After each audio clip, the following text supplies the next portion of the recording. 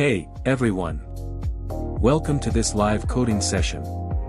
Today, we're diving into a React e-commerce app that lets users browse a collection of online courses, add their favorites to a shopping cart, and check out when they're ready. Let's jump in and see how it all works. Let's kick things off with products.js. This is where we store all the info about our courses, kind of like the app's inventory list. Alright, so at the top, we're bringing in a bunch of images, like course 1 from a folder called public/img.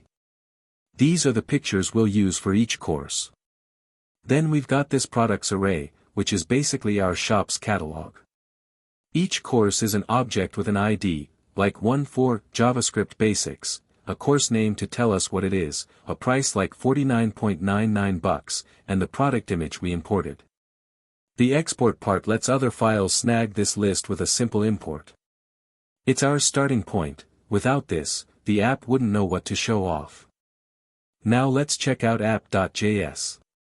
This is the big picture, it's where we pull all the pieces together to make the app run. Okay, so here we're bringing in some navigation goodies from React Router DOM, like router and routes, plus our own components, navbar, shop, contact, cart, and shop context provider. The app function is where we build the app's layout. We start with a div tagged with the class app, it's like the main box holding everything. Inside, shop context provider wraps it all up. It's this cool thing we'll talk about later that shares cart data across the app. Then router comes in to handle page navigation. We drop the navbar at the top so it's always there, and route sets up our pages. The shop lives at /contact at /contact, and the cart at /cart. It's like laying out a mini website where users can click around easily. Next up, navbar.js. This is the navigation bar that sits at the top of our app. So, we're pulling in link from React Router DOM to handle navigation and this neat shopping cart icon from PhosphoReact. Inside navbar, we've got a div with the class navbar, that's our outer shell, styled to look good. Then there's a links div holding three options: shop link that takes you to the homepage, contact link for that page, and a cart link with a little cart icon set to 32 pixels wide. These link tags are awesome because they switch pages without a full reload, unlike regular HTML links. It's a straightforward way to give users a roadmap to explore the app. Let's look at shop.js. This is where we show off all the courses for users to browse. Here, we're grabbing products, that's our course list from earlier, and the product component to display each one. In shop, we've got a div with the class shop as our main container. Inside, there's a shop title div with a big course shop heading to welcome users. Then the products div is where the action happens. We use map to loop through products. For each course, we pop in a product component, passing it the course data like name and price, and give it a key based on the ID so React can keep track of everything. It's a clean, dynamic way to show all our courses without hard coding them. Now, product.js. This is the card that displays each course on the shop page. Alright, we're bringing in use context to connect to our cart system via shop context. We get the course details, like ID, product name, and price, from props.data. Then use context hooks us up with add to cart and cart items, and we check how many of this course are in the cart with cart item count. The product div is our card. It's got an image at the top, a description section with the bolded name and price below it, and a button labeled add to cart. When you click that button, it fires add to cart with the course's ID.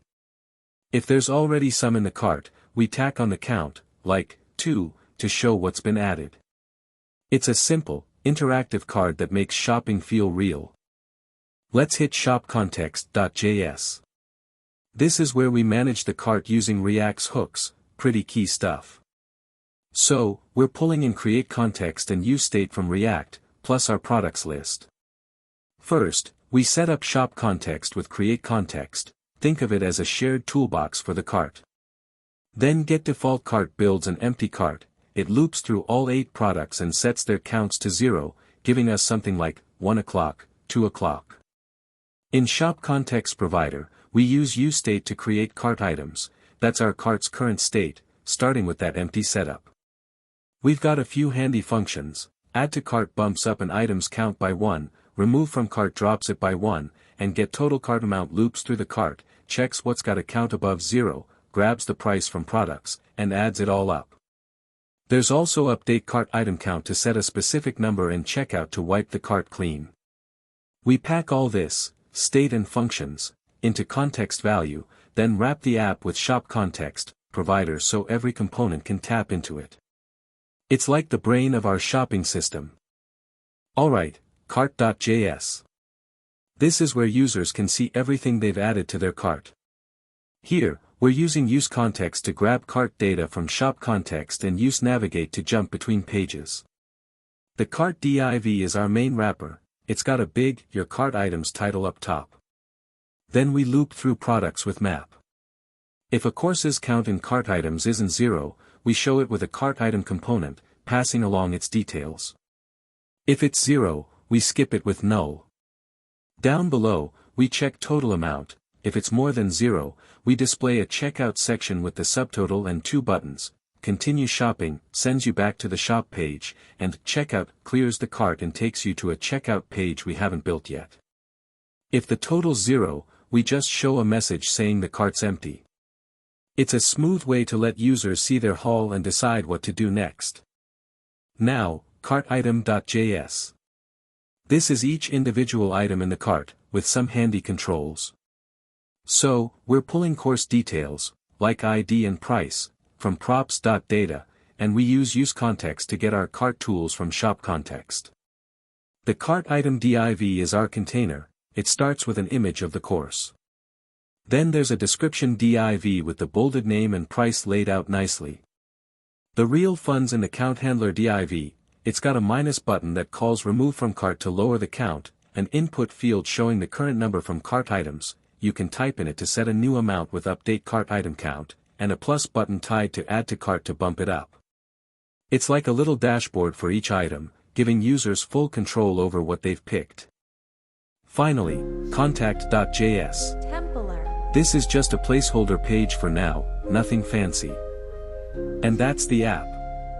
We've got a shop with courses, a cart you can fill up, and a way to navigate around. It's all tied together with React's JSX for the layout, hooks to manage the cart, and some logic to make it interactive. What do you think? Want to see it in action or tweak something? Don't forget to like, comment, and subscribe for more tutorials.